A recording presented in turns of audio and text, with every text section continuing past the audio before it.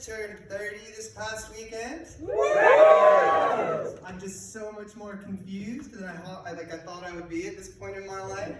I have no idea what a reasonable wage is. I'm not sure whether coffee is good or bad for me. And I'm fairly confident I have a hemorrhoid, and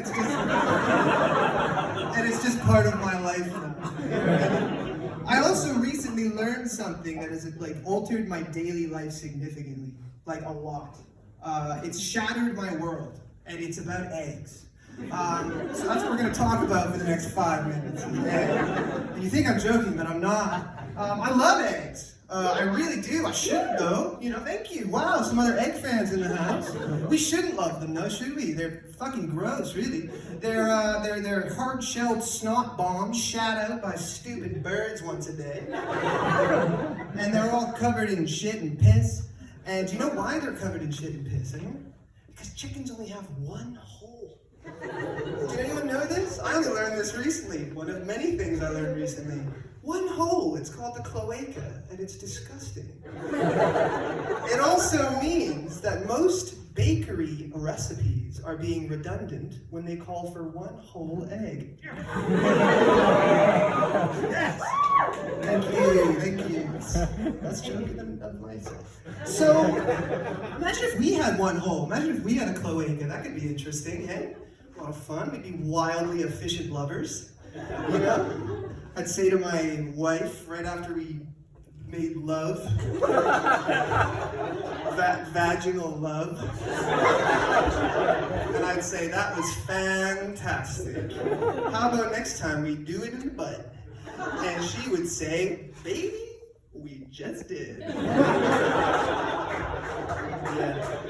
Yeah, thank you for that. So as you can tell, I really do love eggs. And so,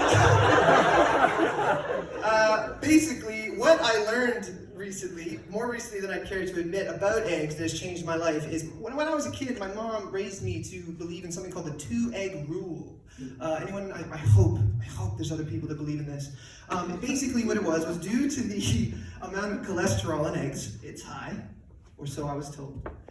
One should never eat more than 2 eggs in a day, right? Do you know what would happen if you did, sir?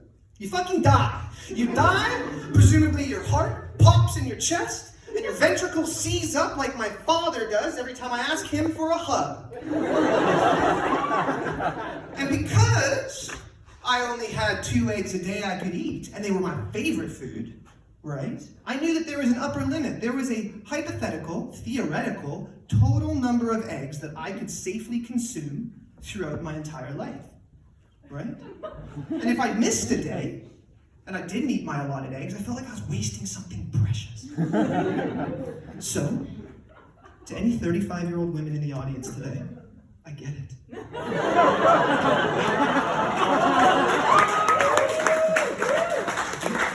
I'm also considering freezing as an option. I am.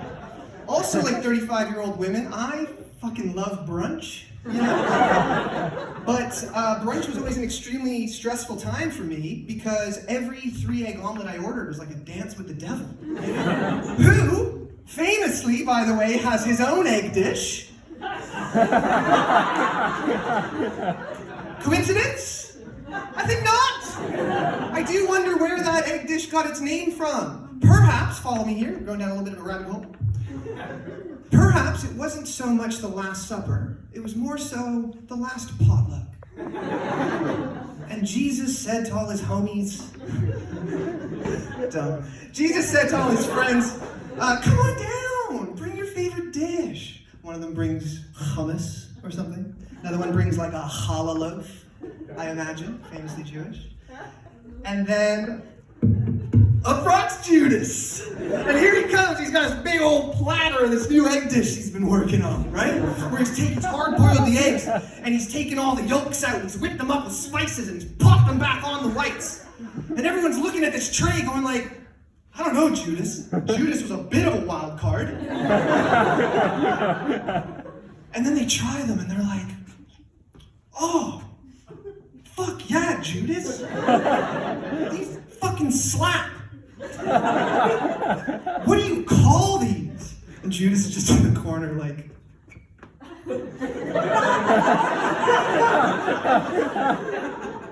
don't worry about it. All I'm saying is, maybe it wasn't the Romans who got Jesus. Maybe it was the cholesterol. Yeah. So eggs have really permeated our culture, not just Jesus' potlucks. They permeated our language, We use them in common everyday phrases. So, if you are having to avoid a particular subject around a certain person, we would say you are walking on eggshells. Right? Well done, everyone. And if you are, gambling everything you've got on one particular outcome, we would say you are putting all your eggs in one basket. Exactly. And if you were trying to figure out, or you're wondering which of two things came first, you obviously haven't had sex with me. I always come first. Eggs have also really permeated our children's stories, We got, what do we got? We got green eggs and ham.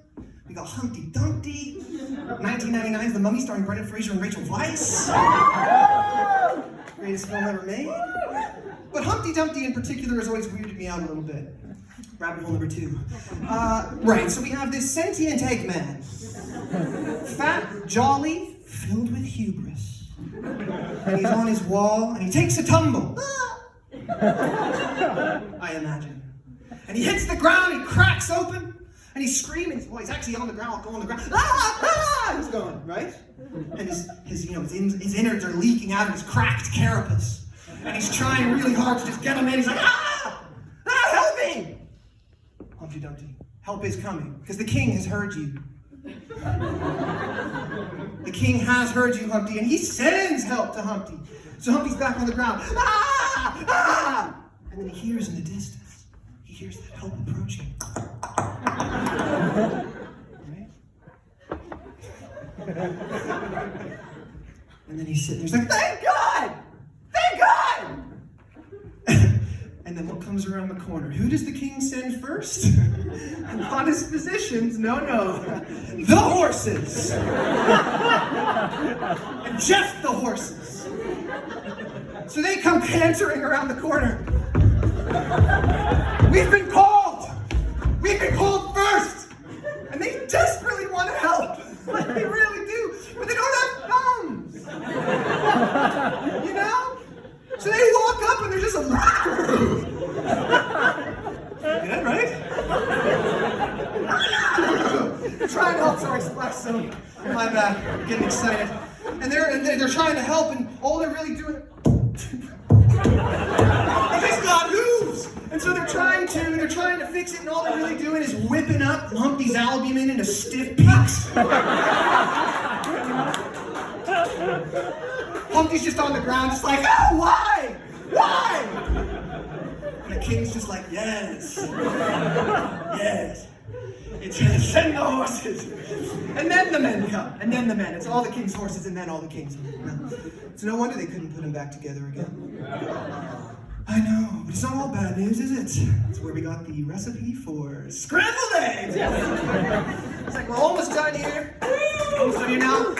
So basically, back to that 2-egg rule. Yes, I turned 30. I don't know what it was. I never questioned it my whole life, I just assumed there were studies done, maybe some wildly unethical double-blind at Harvard.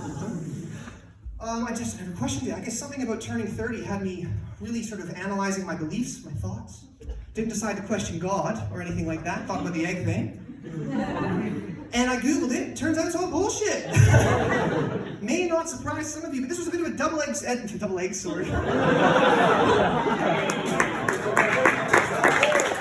a bit of a double-edged sword, right? Because on one hand, I get to eat as many freaking eggs as I want, but on the other hand, think about all those eggs that I missed out on throughout my life.